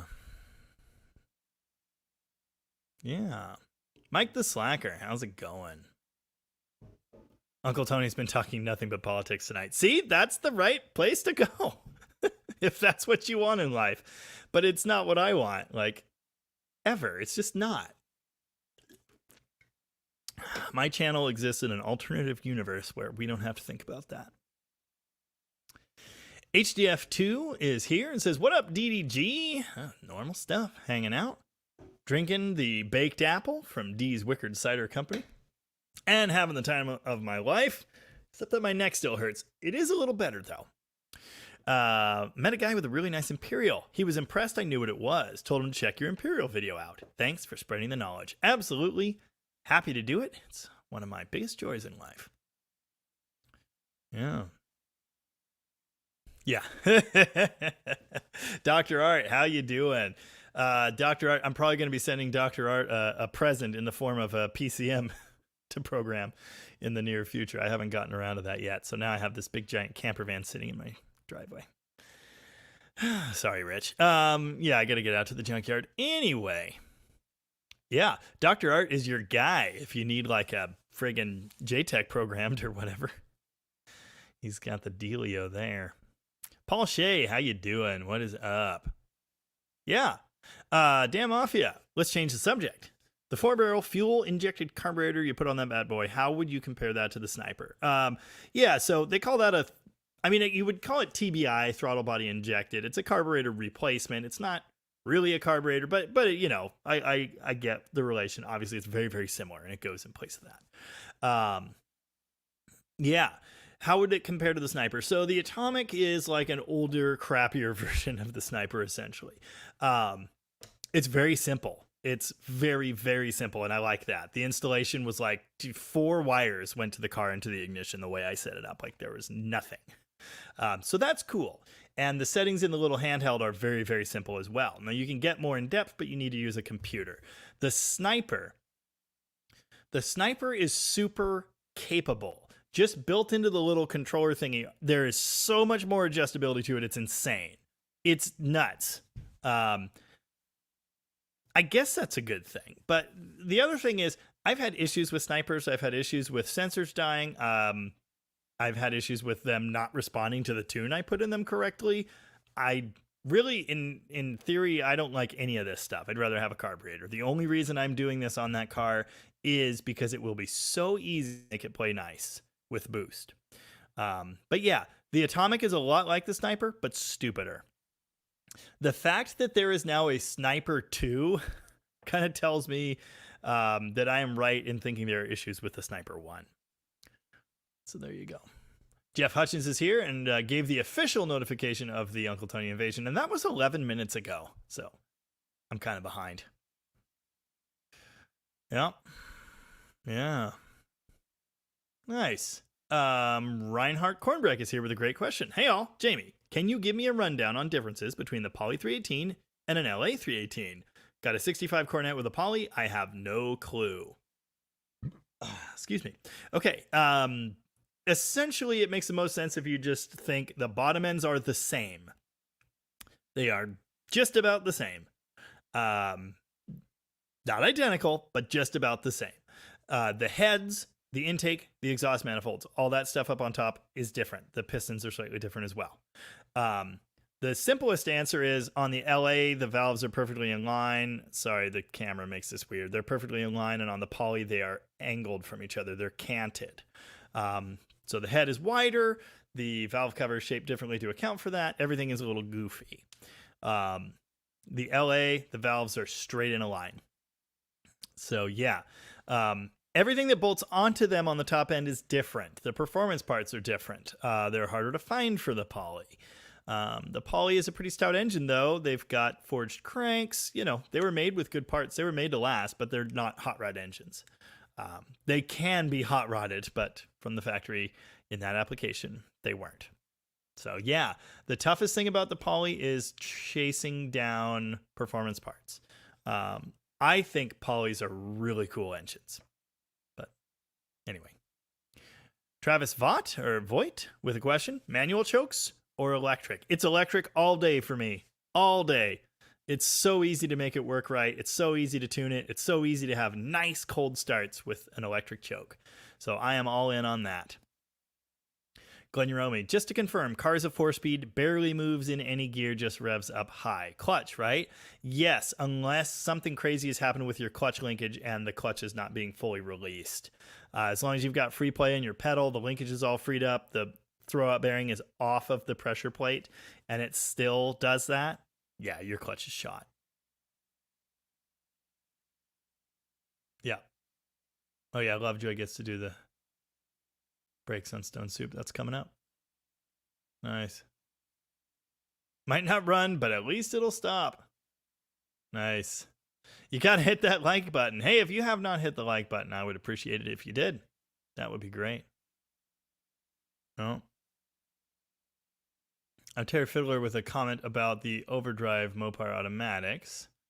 I put one in a 66 Charger, and I didn't have to cut or modify the floor in any way.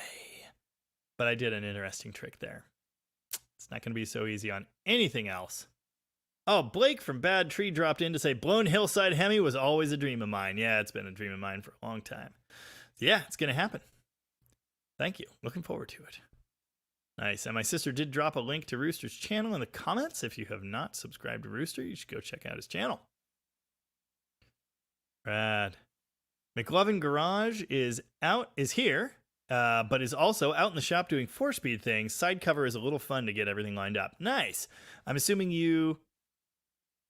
the cover was on that one that you got, right? Because didn't you get that really nice looking overdrive from me? I think you did. Yeah, I was going to use that. Oh, well. Oh, Dan Tupper is here, also very late, and says, sent my late to class note. Awesome.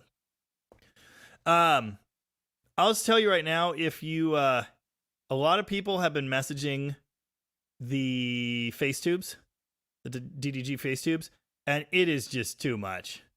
It's too much. I can't keep up with it at all.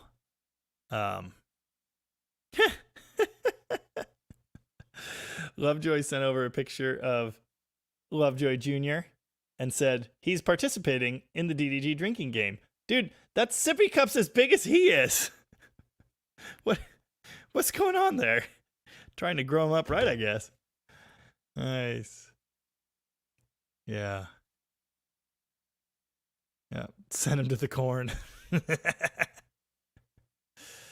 Nice. Very nice. Yeah.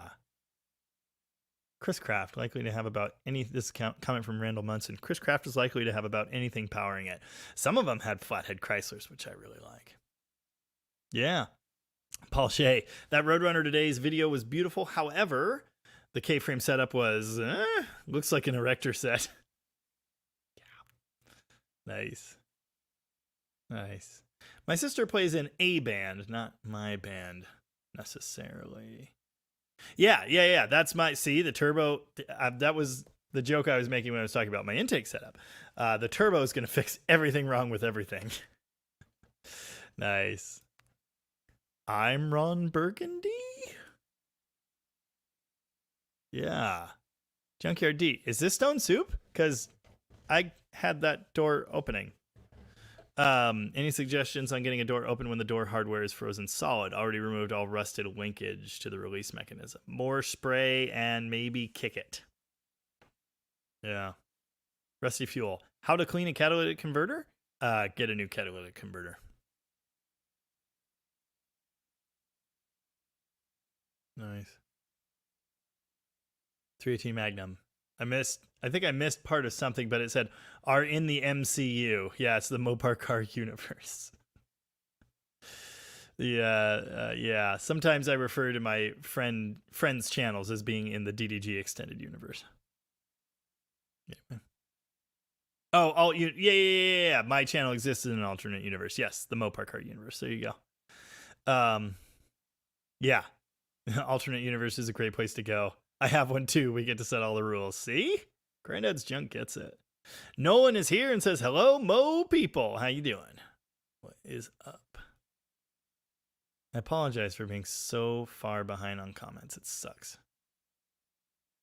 All right, Rooster actually left. He did hang around a lot longer than he said he was going to. Yeah. Yeah, you bet, Dan. Yeah, it's Carburetor for me. Again, I'm only doing EFI on this one for a very specific reason. And I hope it works as well as I think it will.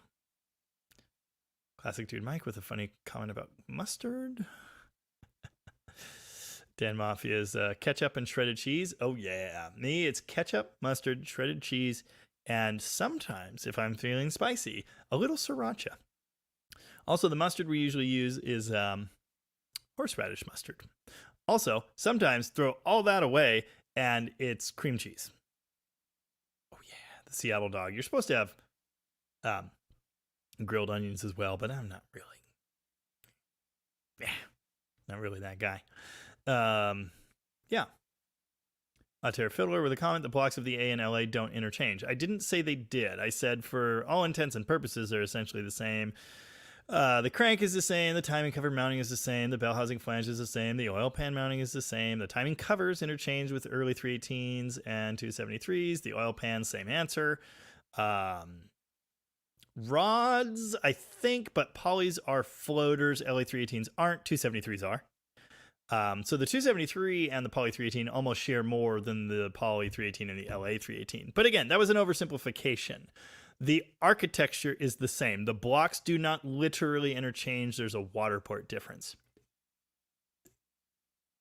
Also, they're huge. Ranch dressing. Yeah. Old Stuff Rules. Is there an easy way to determine rear end size? GMs, you can count the bolts. Yeah, just Google Mopar rear end identification. There you go. 3T Magnum says you can put poly pistons in your LA for an off-the-shelf compression boost. 10-1 with the right piston. Ever do that? No. But I have thought about that. Of course, the valve reliefs are in the wrong place, so you may have to make modifications there, depending on your cam. But yeah, that's very interesting. Very, very interesting. Okay, yeah. Yeah, we had taken the side cover off of that 4-speed and had the shift forks out. Yeah, those things are such a pain in the dick. Randall Munson, new project, old Dodge wagon to an El Ranchero. Nick Lamb had a DeSoto done that way. Paul Shea says, like button engaged. Thanks for reading your comments. I appreciate your channel. Thank you, Paul. Appreciate that. Yeah. Oh, gotcha. Reinhardt Kornberg says, cool. Polly's in a 4-door, sticking it in a 2-door. You're great on the info, brother. Thank you. You've helped me out a lot on the Mopars and none of that other stuff. Awesome. Happy to help. CC777. Could I connect a small vacuum hose to the A833 4-speed to stop a front seal leak till I can get it pulled out? I wouldn't do that. Probably. Interesting idea, but I don't think that's the move. Yeah. Outer Fiddler. Jamie, what was the trick? Lowering the K-member, angling the drivetrain down in the back? I don't think hammering the pinch welds on the floor, filing the trans is going to be enough. Okay, here's what I did. This was in my 66 Charger, and it was a big block car. I had converted it to a 360 Magnum, and I wanted to have that overdrive automatic. And so I started doing the clearancing that I had seen done for an E-body. Apparently, they fit in E-bodies. The drivetrain positioning is a little different. You just cut out that one brace on the transmission, and you might have to grind another little piece down that's inconsequential. So we did all that. And then I tried to put it in the car, and it didn't work because it hit the crossmember, the torsion bar / transmission crossmember in the floor. And I wasn't about to cut that out, so I had a genius idea, because with it sitting there on the jack, I realized, you know, if this thing was like 1.5 inches farther forward, it would clear everything, and it would just, boop, go right in there.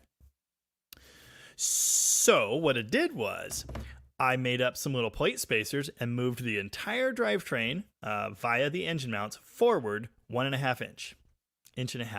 I still had clearance to the radiator, although allegedly the first time I tried to rev the piss out of the engine, I found out it wasn't enough because of the angle of the drivetrain. It was also angled slightly. So I had to change the fan and the radiator. It was also kind of the wrong radiator. It's a long story. Yeah, so I fixed that. But yeah, it fit right up in there. I used a factory crossmember. I cut the center section out of it, and I used the plate from the truck I took the transmission out of, 2 rubber discs. That's how I fixed the fan spacing. First, it was 1 rubber disc. Then it was 2. And I bolted that to the original mount bolt in the crossmember. And it worked. It was pretty trick. I showed all that in a video when I ripped that setup out for a 4-speed, because it turned out the overdrive, however great it was briefly, was not great for long. Yeah. Oh, wow. Yeah. Lovejoy Jr. is 3 weeks early. He weighs like 7 pounds. Wow. That's a little baby. Nice. Junkyard D, did you have the passenger door open? I think I did. Didn't I? I thought the passenger door was the one that worked, and the driver's door didn't at first until I got it to open. Is that backwards? I don't know. It's been a long time. Yeah. Steve Hovey on the topic of the 4-barrel on 225. Mine's a 170. I think it was Two Guys Garage that did one, and they also added boost, if I recall correctly, but they used that special 4-barrel intake, probably the Clifford, and had a lot of porting work. And I'll get there. I will get there someday. I'll probably grind a hole through the head, just like everyone else that's ever tried to port a slant head. Legba is back and sent me another $4.99. Legba is paying the bills around here, people. You gotta keep up. Engine swap is on hold, maybe indefinitely. Now gluing foam in driver's seat /top. No repros for those. Interior fun. Oh, the punishment. Good luck, my friend, and thank you. Rough. Yes, I'm in the MCU. Nice. I don't know how I just magically went way up in the comments again. That's weird. It usually goes the other way. Excuse me.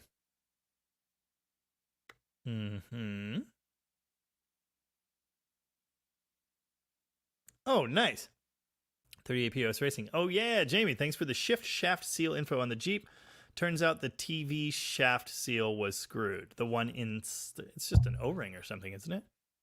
I apologize for whacking the microphone. Anyway, glad you got it. Figured. File fly. Bounces off a light bulb repeatedly. You and me both. Dude. Kelly Smith with another great tip for fixing catalytic converters, which I will not say out loud because they're listening.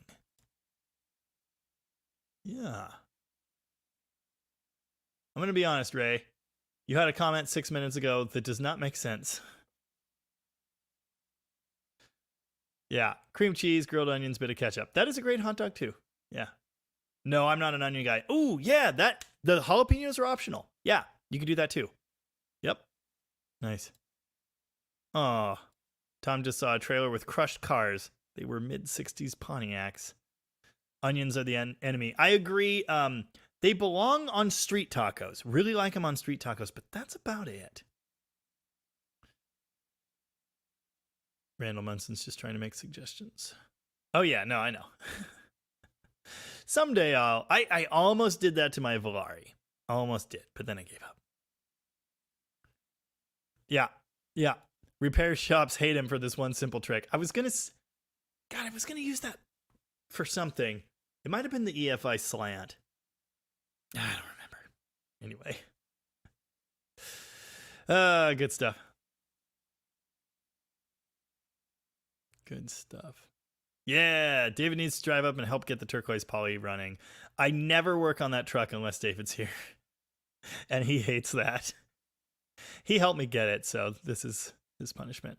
Someone actually wants to buy it, and I'll sell it if he really does. If not, it's just yet another thing waiting in the pile. Nice. Fully auto. I would like to take my Duster down the strip occasionally. It has a mild 440 with a manual valve body. Well, then you wouldn't say it's fully auto, would you? Dang. 8 3/4, 373 gear, clutch posi. What's the best way to launch? Billet drum will be a future upgrade. I'm not the guy to ask, but just Mopar Joe is. And when I was with him in his Barracuda, it's beyond a mild 440. But what he did was stage at 1500 RPM. He did not stall against the converter. He staged at 1500 RPM, just, off idle. And when the tree came down, he let off the brake and floored it. And he says that gave a much better reaction to the torque converter. And judging by the kind of times he runs, I think it works pretty well. So I would try that. You can stall against the converter. That's generally what people do. But yeah, according to Just Mopar Joe, that is not the way. Chris Freemaster now wants onion rings. Kelly Smith says chili and cheese. Oh, I was a chili cheese dog guy for a long time. Long time. Rusty Pliers said, I wore myself out on those. Rusty Pliers 74 says, doing bow headliners suck. Yeah, you won't see me doing that. You will not see me doing that. Frankly speaking, with a great question, 73 Challenger, 2-barrel, 318 intake, 2 Performer, 4-barrel intake. Can I modify my stock throttle / kickdown bracket to avoid hunting down a replacement bracket to hook up an Edelbrock 1406?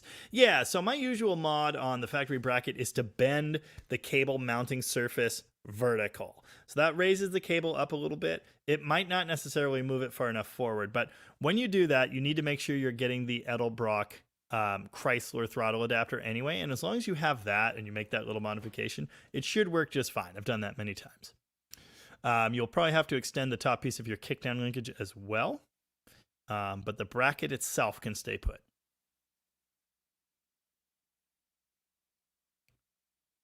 I don't know what white hots are, Chris. No idea. Yeah. Classic dude Mike. Oh, good Lord. What did I start? Nice. Nice. I made myself shorter and I'm too short. Paul Shea. Jamie, what's your hat you're wearing say? Can you read it yet? Says hookers and blow. It's a local kite and fishing supply store. Lettuce is the enemy. You're damn right, Rusty Fuel. We must unite against it. Yep. Oh, Captain, my Captain. But the boat video was missing a peg leg and a parrot, and looting for breakfast burritos. We did not do anywhere near enough looting. God. Yeah. Rusty Pyre 74 has completely torn the Parts Challenger apart and sold it for $100. Nice. Nice. Good job. I think. Mark Sauvé is here. I just love the pronunciation aid that was installed on my behalf. Mark missed UTG and is late here. Well, at least you made it. I was late here too. Nice. McLovin got the side cover on and it was a giant pain in the arse. Yeah, I know it was. Mark Sauvé says, with the 727, start your burnout in second gear. No, you want to start it in first gear because then the low reverse band is holding. But then you want to let it go into second gear. You need to start it in force first, or the low reverse band isn't holding and you can explode the rear sprag and break the drum. Ask me how I know! But then before you stop your burnout, you need to at least shift to second. Yep. Dan did get comments riled up. Well, you know, it worked. The comment count's going to be off the chart for this one. Nice. Classic Dude Mike had Italian sausages on the grill, and they were sizzling. I didn't actually catch that John Prine reference. I've listened to a lot of his stuff, but he was very prolific. His first album's my favorite. After that, there's plenty of good stuff. Don't get me wrong. It's just the first album's what gets me the most excited. David still hasn't done the Belvedere headliner for exactly that reason. They suck! Nice. Mark, I promise to probably maybe remember unless I forget. The Vile Fly is having hamburgers with Swiss cheese tonight. We had hamburgers 2 nights ago. They were great. They were real great. The Nina, the Pinta, the Santa Maria. I'm not going to say the next line. It's just in poor taste. Bananas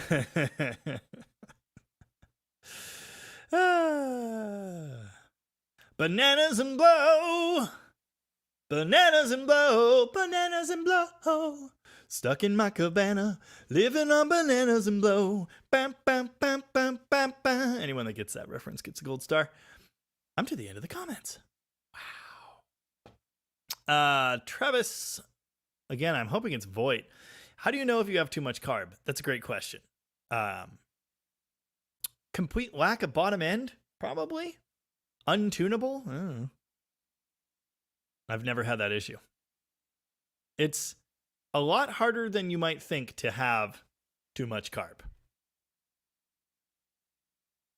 I was reading up on the Atomic for fun, and apparently the rated CFM is like 925, which is a lot of CFM for a 170 cubic inch engine, don't you think? That's not my current problem. My current problem is, I think, fuel injector size. It's just rich at 3% duty cycle, which is rough. Also, the oxygen sensor reading, probably not reliable. But anyway, the thing's like made of exhaust leaks. I fixed multiple, but it's still bad. Mark Sauvé says that is not what I've heard from Mopar racers running 727s. Double check with them again, because everything I've ever read is start in first, shift to second. Don't let off in first because you can explode the sprag, and don't do your burnout in drive or in second because you can explode the sprag and break the drum, which I have done. 318 Magnum saw a black 69 Charger yesterday, and wow, best looking car ever. Yeah, they're pretty cool. They are pretty cool, although I am inclined to think the 68 is ever so slightly cooler. But, you know, maybe that's just me. Luckily, I don't have to pick. I have both, because I'm a lucky bitch. Still strongly considering selling the 69. Yeah. Altair Fiddler, what should I use for roof insulation? And the factory just used like fiberglass crap, but yeah, the Assume I'll just stick it up there on the bottom of the roof and never get around to replacing the headliner. So black stuff or blue would be a good color. Just use like the Dynomat type stuff. Hopefully it actually sticks. Yeah. And stays stuck. Because that can be a problem. Helping Hand says Velaris are underappreciated. I'm inclined to agree. I actually think they're kind of okay now. But I did not think that for a long time. 318 Magnum, if you're asking me, I have a Demon, and the cam is way too big. It's 525, 515 lift. 515, 525 lift. Thumper. Can never remember the duration, but it's a friggin' lot. As an Italian... Is it Italian? It's Italian, not Italian. Yeah, that's why I say it that way. And I also say German, so there you go. Nice. Hank Reardon says, dude, your slant intake was the essence of hot rodding. I love it. My granddad raced flatheads, then slants on dirt tracks way back. They built just about everything. No catalog builds. Yeah, that is exactly the idea here. Is it's all about the build, the doing, pure hot rodding, the essence of. Yeah, that's exactly the idea. And that is why I did not go out and buy a Clifford. I built one out of pieces. A free aluminum one barrel and a spacer that came in a pile of parts. Yeah. Josh Homan thinks 925 CFM attached to a 170 sounds like a good way to blow the motor up. No. 15 pounds of boost sounds like a good way to blow the motor up. So that's why they start in second. They avoid any sprag issues. But I don't think 4-second engages. Okay, if these are manual valve body racers, that would be the difference. Because manual valve body, when you are in second, you are in second. If we're talking about an actual automatic, then when you start in second, you're actually starting in first. And there's no low reverse band, so the only thing holding it is the rear sprag. That is not the case in second. So that would be the difference. If you have a manual valve body, yeah, do your burnout in second. Sorry, I guess I should have thought about that a little bit more, because I think he said he has a manual valve body. Yeah, just do your burnout in second. I think that would be fine. But if you have an automatic that's still a torque fight that still shifts itself, start in first, shift to second. Mm-hmm. Oh, yeah. Well, yes, it is slightly rich as hell. 318 Magnum is a cheeseburger in paradise. I'm a rooster illusion. Good morning, Patrick Ramberg. How you doing? David wants to know how Grandma is. Grandma's doing pretty well. I need to call her. I haven't talked to her for a bit. Need to do that. Yeah. Chris Freemaster says you can buy pipe insulation at the home center, the homeless death spot. That's nearly identical to Dynomat, but it's like 1/10 of the price. Very interesting. Stray Bullet 3393 says 925 carb isn't too much as long as you stay at 12,000 RPM. Well, I'm going to try. Paul Shea with a question. I have a question. What's a recommended quality intake manifold? My mildly pointed 89318 stock cam 1406 Edelbrock automatic street driven daily truck. Performer. All day, every day. Edelbrock Performer. That is the way. Dave LA on burnouts. Does the trans have to shift to second? I think you do want it to shift to second, yes. 318 Magnum. The 69 is worth an insane amount of money. It's super, super stupid. Stephen Andrews. No, I don't want to name the boat. It's not big enough. Yeah. Fox Can Fix It Garage. How you doing? Does Tony say Italian? Because he's actually Italian, and I'm pretty sure he says Italian.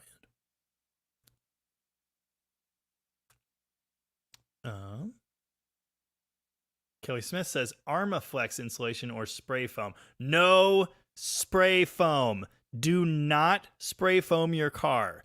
If you live somewhere where there's zero moisture in the air and it never rains ever, okay, maybe. But spray foam absorbs moisture and then it sits against the back of whatever panel you just sprayed it against and rusts it out. Remember the trunk lid on my Volare? The reason it looked like that? Spray foam. The roof on my buddy Mike's truck? Completely gone Swiss cheese. And the reason? Spray foam. Volkswagen Beetles, they always rust above the rear wheel wells where the fender attaches. And so you'll see the little bubbles there. The reason? Spray foam. Don't do it. I'm telling you. It's not good. It's effective for what you're trying to do. It does that job well, but it also ruins your car. Nice. Downtown Power and Sound with some great names for all my videos. Yeah. Steady Studi. That is better. It's better. Thanks for the hard work and keep them coming. Don't mind if I do. Thank you. Appreciate that. A tier fiddler. Yeah. 3/4 race cam. Not full race, just 3/4. Yeah. Clutch Kicker 392 says only 4 speeds, but I regularly kick off in second. Yeah, I need to be doing my burnouts in second. I haven't to this point, but now that I have 49s, it will work. Tear Fiddler got it. Yep. The Performer, that is your best choice. And Rusty Fuel, yeah, the Aspen Volare will never replace the Dart Valiant, and we all know that, but the fact that Darts and Valiants and Dusters, etc., are so much harder to get now make the friggin' Volare and Aspen look a lot better because they're still cheap. Barry Kuda, right on time as usual. How you doing there? The Maxman 71 just picked up a 69 two-door Dart with a slant. Nice. Not sure what I'm going to do with it. Cool stuff, I assume. Name the boat, no regrets. This guy is the reason I own that boat. He sent me a link to it at a weak moment when I had money in the bank. And then I didn't have money anymore. Jimmy Buffett, man. I must have missed a reference somewhere. Yeah. No, I agree. And now this is really important to understand. When I say the Atomic is capable of flowing 925 CFM, you have to understand that it is a throttle body only. It is not a 925 CFM carburetor. The amount of fuel is going to be dictated by the tune in the software, and it's going to be referencing sensors like the oxygen sensor in the exhaust. So it's going to be tuning the fuel mixture to not do that. Yeah, overcarbing hurts performance because it robs bottom end. I mean, I don't know that there's any point at which it will physically harm your engine. It'll just make it run like shit. That's basically it. The name of the boat is Sea Ray. Thank you, Stray Bull. I appreciate that. Oh, Tony did say Italian in last Wednesday's live. That's funny. Italian. That's what we're calling Canadians now. Chris Freemaster says that the foam thing is 71 and newer Beetles only. That makes sense. The one I had that was rusted like that was a 72. David, any more talk of changing the logo? Not lately. Yeah. Isn't the Dynamat impermeable too? I would not put it on the floor for that reason, but what about the roof? Everybody puts it on the floor. I think that's the move. Rusty Plier 74. Go easy on our drag race next year. It will be my first time. I will probably bring a Turbo Valiant. Samuel Goodman just got a roller 67 Barracuda Formula S. Jealous if it's a fastback. Really want another one of those. Stephen Andrews, I'm not touching that one. Nope. Nice. Pete Bazikos. Jamie, getting a 360 Magnum in our 4-speed Project 67 Barracuda. Repainted the engine bay. PP1, bright red. Love the color. Isn't PP1 what mine is? Isn't that a darker red? I don't know about 67 colors. I don't know anything, turns out. After your success with your 360 Demon, looking forward to raising hell with it. Oh yeah, that will be fun. That will be fun. Nice. Stray Bullet. I thought Jamie only used mechanical devices. Yes, and I've qualified this statement many times, but I'll do it again. I'm using an Atomic EFI system for my Turbo Slant 6 Valiant. And the reason is, it is so much easier to just tune that thing with the little thingy bob or a laptop and tuning software to cooperate with the tiny engine and the boost. It's already boost referenced. It has a map sensor. It understands how boost works. I can even use it for timing control if I want to retard the timing under boost. And I probably will eventually, although I'm not doing that now. So I am using it for this, for that reason. Also, it was free. It came with a demon, so I didn't have to pay for it separately. On like in every other case, I prefer mechanical. I prefer the Edelbrock carb. But for the boost on the Slant 6, I'm using the FI kit. Rusty Pliers also said, thank you for recommending Oregon cam grinding. Way better quality than comp. Yeah, they're great.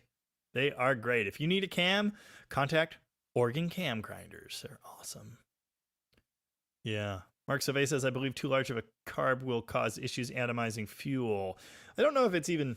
Yeah, I guess I could see that. But also, it'll just... The poor signal will probably just do weird things to the fueling in general. I don't know.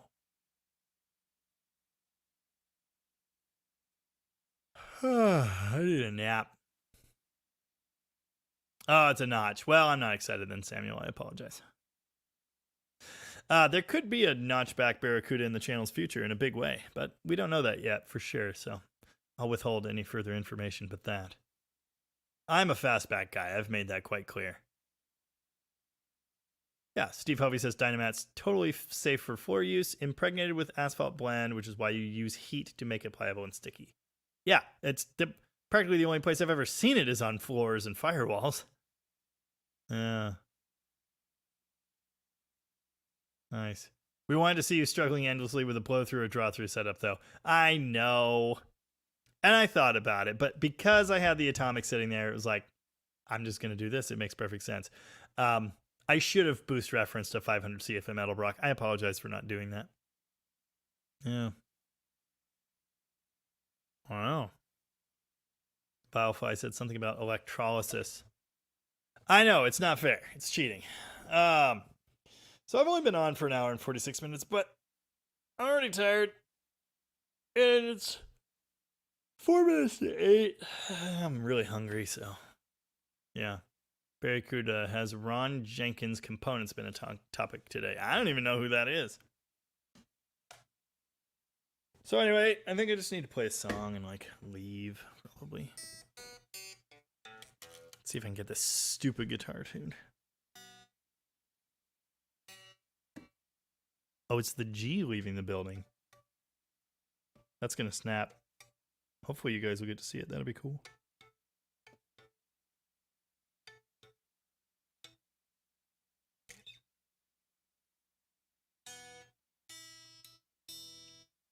Good night, Rusty Pliers, and thanks for being here. Patrick Ramberg, get out! I've heard of the carb cheater. So many people commented to tell me about it as if I hadn't heard about it, as if I don't have the internet. But I never watched this video and I don't actually know anything about it, and I don't intend to find out. Vilefly clings to a tuning fork. This is tuned by ear, so I wouldn't expect it to be correct.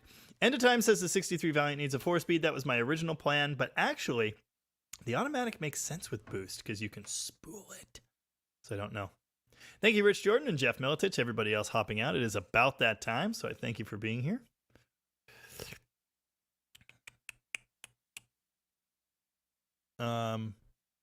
Yeah, Dan, I think you get your merit badge. Can you do electrolysis on your whole car using a swimming pool? I think you can. How about California Dreaming? I don't know if I actually know how to play that song. I never have before.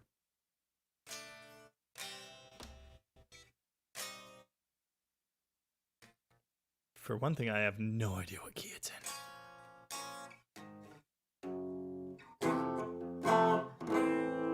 Maybe it's A minor? But I think it's like B. All the leaves are brown and the sky's gray. You can't do that without another vocalist. That's ridiculous.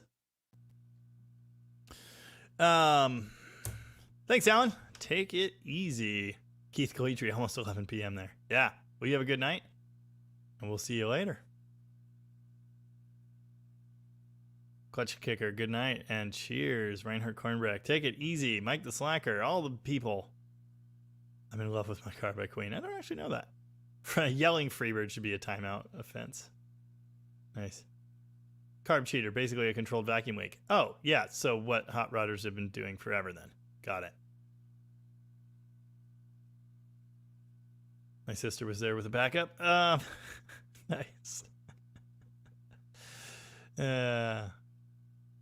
Oh, Granddad's junk. Better go do something. It's 3 p.m. here. Day's wasting away. Take it easy.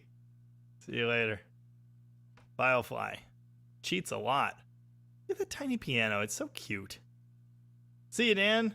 Take it easy. Mark Howley. I actually know that song. I've played it on this very live. Shit. Is it in G? No.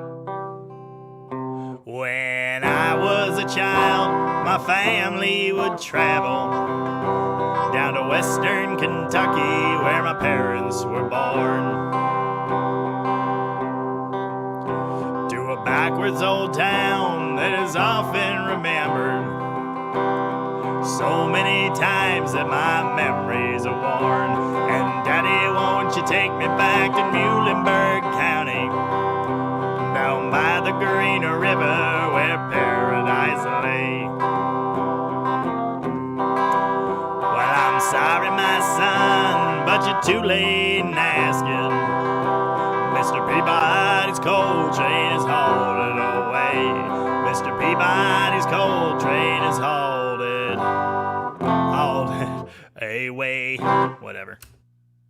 There you go. We did it. John Prine's great. Love that guy. Oh, Firefly. I didn't give you the almighty E. Here you go. Later, Mike. Thanks for being here. Would running a turbo on a carbureted car be the same as a turbo on a mower? Very similar.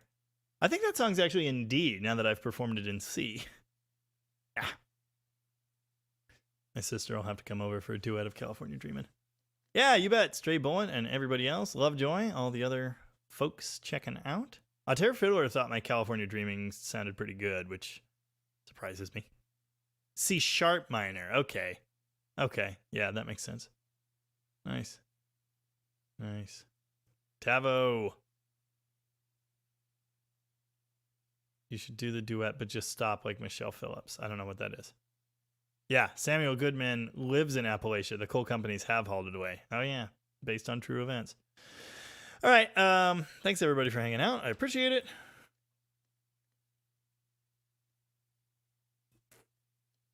I finally cleaned up the empty cans on my floor.